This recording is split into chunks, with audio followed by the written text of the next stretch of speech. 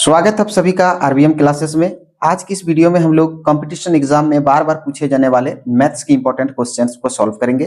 तो देख सकते हैं फर्स्ट क्वेश्चन है, यदि आयत की प्रत्येक भुजा की लंबाई में 25% की वृद्धि की जाए तो उसके क्षेत्रफल में होने वाली वृद्धि ज्ञात कीजिए। क्वेश्चन में हमें एक आयत दिया गया है और आयत के प्रत्येक भुजा में 25% की वृद्धि की जाए तो क्षेत्रफल में होने वाली वृद्धि हमें ज्ञात करना है। तो देख सकते हैं कि आयत का जो क्षेत्रफल होता है वो लंबाई गुना चौड़ाई, इसकी दोनों भुजा में हमें 25% की वृद्धि करना है। यानी ये जो लेंथ है लंबाई, इसमें भी 25% की वृद्धि करना है और ये जो चौड़ाई है इसमें भी 25% की वृद्धि करना है।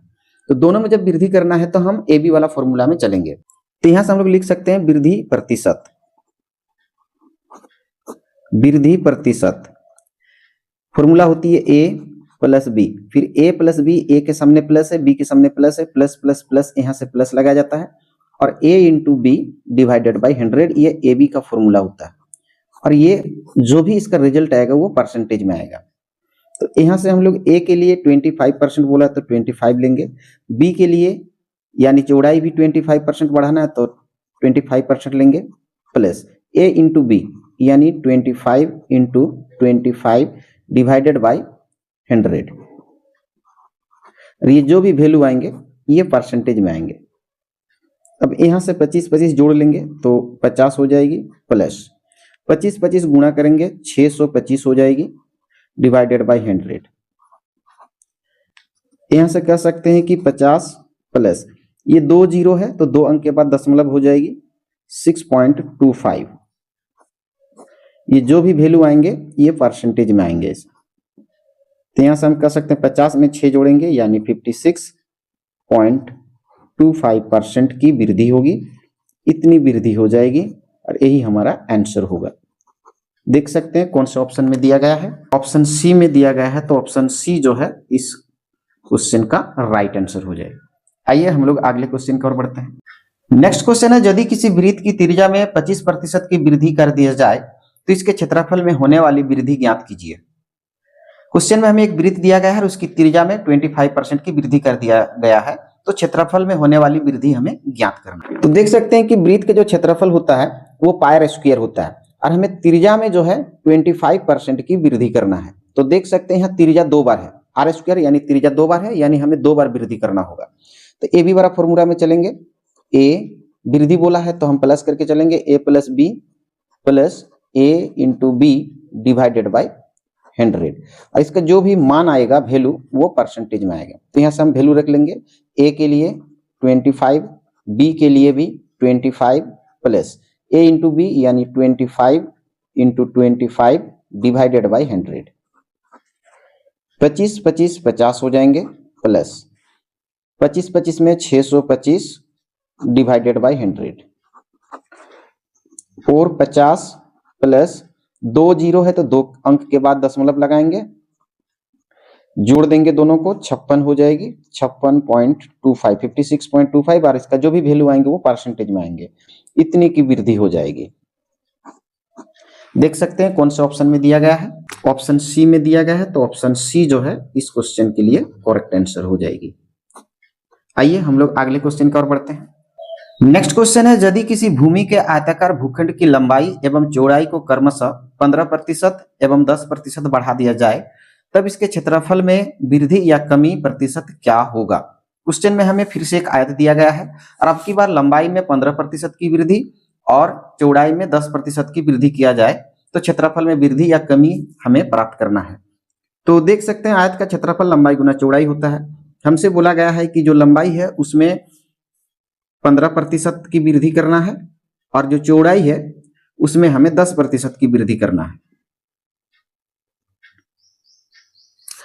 इसे भी ए बी वाले फॉर्मूला में लेके चलेंगे हम लोग। तो ए बी का फॉर्मूला होता है A plus B plus A into B divided by 100 और इसका जो भी वैल्यू आएंगे वो परसेंटेज में आएंगे। तो यहां से हम लोग लिख सकते हैं ए के लिए 15, बी के लिए 10 plus A B, A into B यानी 15 गुणे 10 डिवाइडेड बाई 100। दोनों को जोड़ लेंगे यहां से, ये 25 हो जाएंगे, प्लस यहां से एक जीरो काट लेंगे हम लोग, ये 15/10, एक जीरो है तो एक के बाद दशमलव यानी 1.5 प्लस कर लेंगे दोनों को, 25 में 1 जोड़ेंगे तो हो जाएगी 26.5।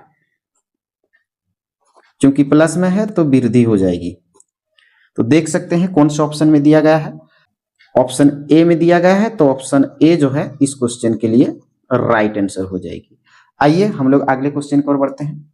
नेक्स्ट क्वेश्चन है, यदि किसी बेलन की त्रिज्या 10% बढ़ा दी जाए और ऊंचाई 30% कम कर दी जाए तो बेलन के वक्र पृष्ठ क्षेत्रफल में कितने प्रतिशत की कमी होती है। क्वेश्चन में देख सकते हैं कि हमें एक बेलन दिया गया है और त्रिज्या 10% बढ़ा दिया जाए और ऊंचाई को 30% कम कर दिया जाए तो पृष्ठीय क्षेत्रफल में होने वाली वृद्धि या कमी का हमें पता लगाना है। तो हम जान सकते हैं कि बेलन का वक्र पृष्ठ क्षेत्रफल जो होता है वो 2πr/h होता है, जिसमें हमें बोला गया है कि जो त्रिज्या है r उसे हमें 10% बढ़ाना है। 10% बढ़ाना, उसे हम प्लस से इंडिकेट करेंगे। और बोला गया जो उसकी ऊंचाई है, ये जो इसकी ऊंचाई है इसमें हमें 30% की कमी कर दिया जाए, यानी उसको हम माइनस से डिनोट करेंगे। रेडियस को 10% बढ़ाना है और हाइट को 30% कम करना है। तो क्षेत्रफल में जो पृष्ठीय क्षेत्रफल होंगे उसमें प्रतिशत कमी या प्रतिशत वृद्धि हमें जो है ज्ञात करना है। तो यहां से हम लोग ए बी वाले फॉर्मूला में चलेंगे। फॉर्मूला होगी ए, क्योंकि अभी त्रिज्या को हम ए माने हैं तो वो प्लस में है, दूसरा हमारा बी है उसको हम बी मानेंगे, उसको माइनस में रखेंगे। एक प्लस में है दूसरा माइनस में है, तो ए माइनस बी, फिर ये दोनों साइन को गुणा करके यहाँ लिखा जाता है, ये प्लस और ये माइनस, प्लस माइनस माइनस, फिर लेंगे ए इंटू बी डिवाइडेड बाई 100। इसमें जो भी वैल्यू आएंगे वो परसेंटेज में आएंगे। तो यहां से हम लगा सकते हैं ए के लिए 10 माइनस बी के लिए 30 माइनस ए इंटू बी यानी 10 इंटू 30 डिवाइडेड बाई 100। अब ये माइनस में और 10 प्लस में अलग अलग साइन में हम लोग घटा लेते हैं। 30 में से 10 घटाएंगे तो 20 हो जाएगी, क्योंकि 30 बड़ी है और वो माइनस में है, बड़ा वाला का साइन लगता है, 30 बड़ी है तो माइनस लगाएंगे।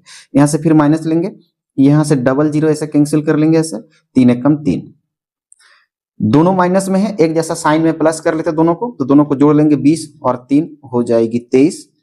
बड़ी कौन है 20, वो माइनस में है तो माइनस लगाएंगे, और माइनस ये बताता है कि कमी प्रतिशत हुई है, यानी 23% की जो है कमी हुई है।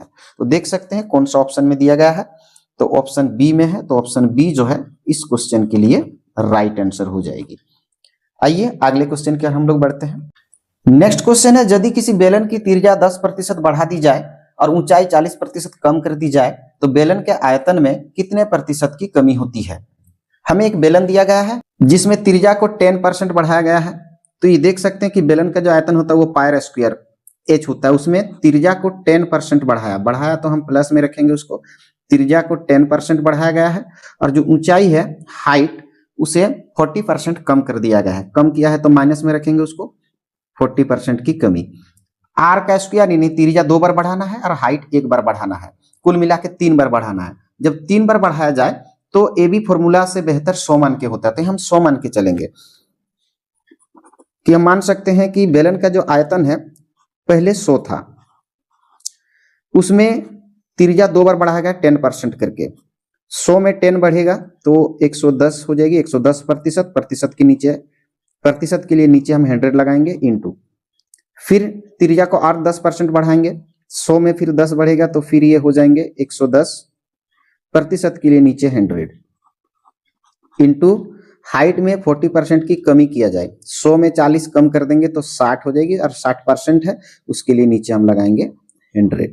ये 100 से 100 यहां से कैंसिल कर लेंगे, 1 0 2 0 3 0, 1 2 3 0 हम कैंसिल कर लेंगे, ऊपर में गुणा कर लेंगे ऐसे, 11 छक 66, 66 को अगर हम 11 से गुणा कर लें तो ये हो जाएगी 726, नीचे आ जाएगी 10, 1 0 है तो 1 के बाद दशमलव बैठाएंगे, यानी 72.6%। 100 पहले हमने 100 माना था, 100 में से ये बच के कितना रहा 72.6%। तो कमी कितना का हुआ, तो यहां से हम लिख सकते हैं कमी प्रतिशत। शुरू में हमने आयतन 100 माना था, अब वह काट छींट के बचा कितना 72.6%।